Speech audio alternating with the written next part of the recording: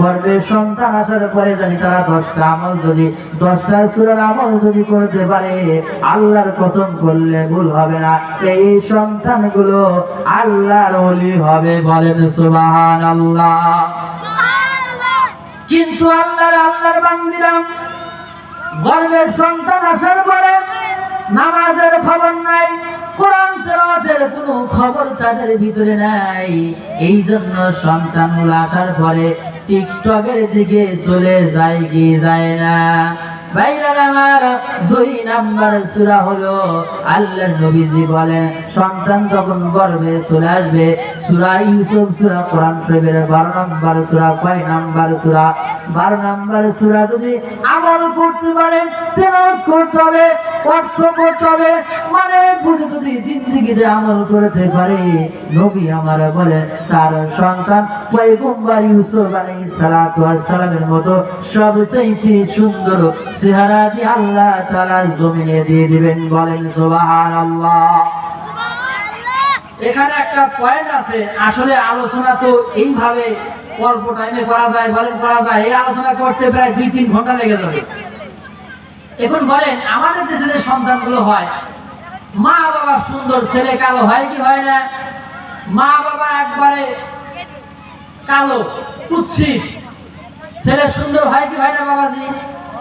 মা বাবা খাটো, সন্তান উঁচা হয় কি হয় না? তাও একই মা বাবার গর্ভে থেকে কেউ হলো সুন্দর, কেউ হলো কালো, কেউ খাটো, কেউ ফর্সা, কেউ মোটা। কারণ কি জানবেন কিনা আপনারা? এরকম আল্লাহ ডিফারেন্স করলেন কেন? 2 নাম্বার পয়েন্ট হলো, বলেন তো আমাদের শেখপুর অঞ্চলে খালি মেয়েদের বাচ্চা হয়, মেয়েদের, পুরুষের পেটের সন্তান হয় না বাচ্চা। আপনাদের কুইগ্রাম আছে যে ভাই একজন পুরুষের পেটের সন্তান আছে, আজ শুনছেন কোনদিন? পাইছেন আপনারা? আচ্ছা, তাহলে আল্লাহ কেন এই মহিলাদের পেটে বাচ্চা দিচ্ছেন, সন্তান ধারণ ক্ষমতা দেয়? 2-1টা হয়তো অসুখের জন্য হয় আলাদা, কিন্তু অধিকাংশ মেয়েদের বাচ্চা হয়, তাই না? কিন্তু বলেন তো কোন পুরুষের বাচ্চা হয়েছে শুনছেন আপনারা? আচ্ছা, আল্লাহ তাহলে পুরুষের পেটে কেন বাচ্চা দিল না জানবেন আপনারা? জানবেন? তাহলে মেয়েদের পেটে আল্লাহ বাচ্চা দিচ্ছে, হ্যাঁ, কিন্তু পুরুষের দিলেন না কেন? মারাত্মক কথা না, বলেন তো? 1 নাম্বার। 2 নাম্বার হলো একই মায়ের গর্ভের সন্তান কেউ কালো, কেউ ফর্সা, কেউ চিকন, কেউ মোটা, এটা দেওয়ার কারণ কি? 3 নাম্বার হলো কেউ হচ্ছে মহিলা, কেউ হচ্ছে পুরুষ, তার মাঝে এরকম এরকম করে বাজার আছে কিনা, আছে কিনা, টাকা না দিলে জোর করে আছে কিনা, তাহলে কি বলেন আপনারা? বাজারে টাকা জোর করে এরকম এরকম কি বলেন? ভিজা বলেন না? আচ্ছা, তাহলে কেউ হলো পুরুষ, কেউ মহিলা, কি মায়ের গর্ভে, কেউ হচ্ছে হিজড়া, কারণ কি? তাহলে এই 3টা পয়েন্ট আলোচনা করতে গেলে প্রায় 3-4.5 ঘন্টা, তাহলে সে ফিনিশিং আসবে, কি বলেন? এজন্য আলোচনা করতে গেলে মানুষ জানি কিছু জানে, কি বলেন, তথ্যমূল কিছু আলোচনা করতে হয়। আচ্ছা বলেন তো আপনারা এই কুড়িগ্রামে যা বয়স আপনাদের হয়েছে, এই 3টা আলোচনা কি কোনো সময় শুনছিলেন? কেউ শুনছিলেন যে হুজুর এইটা তো কোনোদিন শুনি নাই, মেয়েদের পেটে গর্ভে বাচ্চা, এটা দেখি জানি, কিন্তু পুরুষের পেটে বাচ্চা হয় না, কেন আল্লাহ দিলেন না? শুনছিলেন কোন সময়? খুব নতুন নতুন আলোচনা মনে হচ্ছে, কি বলেন ভাই? আমার আলোচনার দিকে যাওয়ার সময় নাই। 3 নাম্বার আমল হলো আল্লাহর কোন বান্দা বান্দি যখন গর্ভে সন্তান চলে আসবে, কোরআনুল কারীমের 31 নাম্বার সূরা সূরা লোকমান, আল্লাহর বান্দা বান্দি যখন সূরা লোকমানের তেলাওয়াত করবে, আল্লাহর নবীজি বলেন তার সন্তানের সবচাইতে মাথার ব্রেন ভালো হবে। বলেন সুবহানাল্লাহ। ভাইরা আমার, সকল নবীর নাম আল্লাহ কোরআনে দেয় নাই। লোকমান হাকিম একজন জ্ঞানী ব্যক্তি, চেহারা সুন্দর ছিল না। তাফসীরের ভিতরে 3 কাসিরের ভিতরে বর্ণনায় পাওয়া যায় অত্যন্ত পেটে ছিলেন, খাটো ছিলেন, কানগুলো ছিল এরকম গরম মশলার অবস্থা, চোখটা ছিল 1.5 বেড়ার মতো, একটা চোখে বেশি দেখে এরকম এরকম লোক আছে কিনা? অথচ আল্লাহ তাআলা তার জ্ঞান, তার কাজগুলো আমার মালিকের দরবারে এত পছন্দনীয় হয়েছে যে আল্লাহ তাআলা লোকমান হাকিমের কথা কোরআনুল কারীমের ভিতরে কোট করে দিয়েছে। বলেন সুবহানাল্লাহ। ভাইরা আমার, ও আমার মা বোনেরা, সন্তান গর্ভে আসলে পারে মা, আজ আজে বাজে কিছু তোমরা দেখিও না, আল্লাহর কালামগুলো পড়ো। সূরা লোকমান তোমরা 3 মাসে তোমরা পড়া শুরু করে দিবা, তোমাদের গর্ভের সন্তানগুলো আমার আল্লাহ রব্বুল আলামিন জ্ঞান দিয়ে ভরপুর করে দিবে। বলেন সুবহানাল্লাহ। দেখবেন একই এলাকার সন্তান 2-4 জন স্কুলে যায়, মাদ্রাসা যায়, ধনী মানুষের সব ওয়ার প্রাইভেট পিছনে 15 আছে কিনা? শহরে বেশি, গ্রামে কমই। মাথার ব্রেন একবারই নাই, আর গরিবের সব পরীক্ষা দিলে পাস হয়। আছে কিনা? আছে কিনা বলেন? কারণ কি? ওই মেয়েটা আমল ভালো করেছে। আপনার সন্তানের মাথার মধ্যে গোবর ছাড়া কিছু নাই। ভাই আল্লাহর নবী বলেন, সন্তান গর্ভে আসার পরে যখন তুমি সূরা লোকমানের তেলাওয়াতগুলো করবা, অর্থগুলো বুঝে আমলটা করবা, আল্লাহর নবীজি বলেন তোমার সন্তানের মাথার ভিতরে আল্লাহ পাক কুদরতি ভাবে ব্রেন দিয়ে আল্লাহ পরিপূর্ণ করে দিবে। বলেন সুবহানাল্লাহ। ভাইরা আমার বলেন তো, মানুষের সারা শরীরের যে দাম আছে তার চাইতে মাথার দামটা বেশি। কেন বেশি? কি বেশি না? কারণ এই মাথাটা দিয়া, কপালটা দিয়ে আমার মালিকের কুদরতি কদমে সিজদা দেওয়া হয় কি হয় না? ভাইরা আমার, মাথার যদি আপনার ব্রেন খারাপ হয়ে যায় তাকে আমরা সমাজে কি বলি? পাগল বলি কি বলি না? এখন আপনার সন্তান যদি পাগল হয়, আপনার টাকা পয়সার অভাব নাই, আপনার সন্তানের টাকা পয়সার অভাব নাই, কিন্তু সন্তানটা যদি পাগল হয়ে যায়, বলেন তো বিয়ে কেউ দিবে কি দিবে না? কেউ বিয়ে দিবে? জিন্দেগি কেউ বিয়ে দিবে? একজন সাধারণ মানুষ না, এই লোকটা হবে না, কারণ সেই লোকটার মাথার ব্রেন নাই। আছে কি না?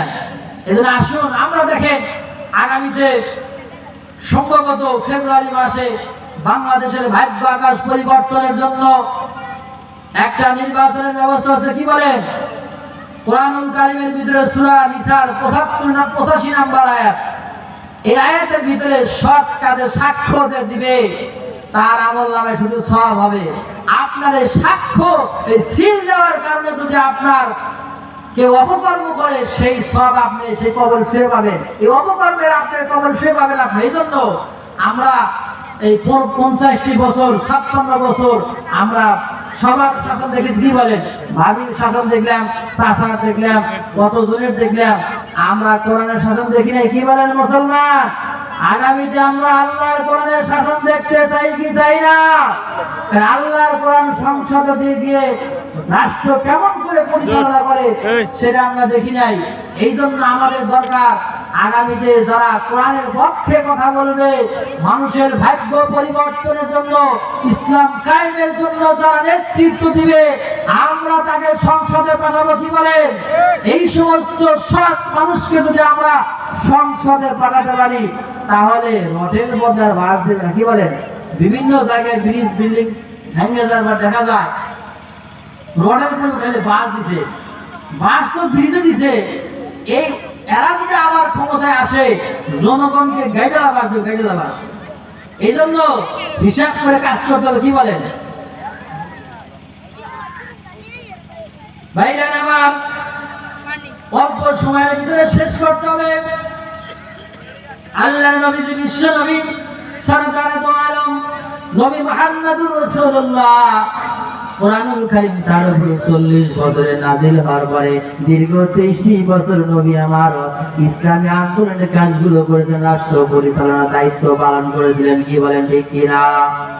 দেখেন, আমি গত শনিবারে আবু সাইদের কবরে জিয়ারতে গিয়েছিলাম। মানে যাওয়ার সময় হয়েছিল না, এই গত শনিবারে সুযোগ পাইছিলাম। যাওয়ার পরে দেখলাম আমার আব্বার মনটা কত পরিপূর্ণ, উৎফুল্ল। আমার সন্তান শহীদ, এমন কোন দিন নাই যে আসে না। এই একমাত্র আবু সাইদের রক্ত জমিনে পড়ার পরই আল্লাহ রাব্বুল আলামিন সব পরিবর্তন করে দিয়েছে। কি তাই নাই? আর একমাত্র আবু সাইদের কারণে সারা পৃথিবী ছিল এই রংপুরবাসীকে। আপনাদের কুড়িগ্রামের দাম আমাদের বগুড়ার সাথে 1000 গুণ বেশি হয়ে গেছে। কারণ আপনাদের অবদান যা করেছেন, এই দিন আমরা শোধ করতে পারবো না। এই ইসলাম কায়েম করতে গিয়ে 3 প্রকার লোক লাগে। বাবাজি, কয় প্রকার? একটা বিল্ডিং করবেন 10 তলা 20 তলা, নিচে তো ভিড় দিবে, সেরকম শক্তিশালী নিচে দিতে হবে। 3 প্রকার ইট লাগে। একটা হলো আদলাইটে, একটা খোয়া, একটা আমান। কি বলেন? এই আদলাইটের নিচে যত দিবেন তত শক্ত হবে। আজলাই যারা আবু সাহেব ভাই থেকে যারা আলেম ওলামা ছাত্ররা শহীদ হয়েছেন তারা নিচে চলে গেছে, আর যারা আজলাইতে তারা মোটামুটি আহত আছে কিনা। আর আমরা যারা আমানত কিছুই হয় নাই, আমাদের নেতৃত্ব দিয়ে আগামী ইসলাম কায়েম করতে হবে। এজন্য আসুন আল্লাহ রাব্বুল আলামিন আমাদেরকে আগামী নির্বাচনের জন্য আমরা আল্লাহর কোরআনকে সংসদে পাঠিয়ে আমাদের ভাগ্যের পরিবর্তন করতে পারি, কি বলেন ঠিক কিনা? একটা চেয়ারম্যানের কাছে যাওয়ার পর আমাদের একটা রিলিফের জন্য ঘুরতে ঘুরতে 3 জোড়া স্যান্ডেল খাওয়া গেছে, এরপরে আমরা পাই না। এই যে কওমি মাদ্রাসা মসজিদ সরকারি অনুদান নাই, প্রাইমারি স্কুলে ডবল বেতন পায়, কি বলেন? আমরা চাই সরকারের কাছে আবেদন জানাবো, ইসলামী সরকার আসলে প্রত্যেক মসজিদ মাদ্রাসা কওমি মাদ্রাসার উপযুক্ত বেতন দিতে হবে। আমরা চাই কি চাই না মুসলমান? এজন্য আল্লাহ রাব্বুল আলামিন আমাদেরকে ইসলামের রাষ্ট্র কায়েম করার তৌফিক দান করুন। আল্লাহুম্মা আমিন। আসসালামু আলাইকুম ওয়া রাহমাতুল্লাহ।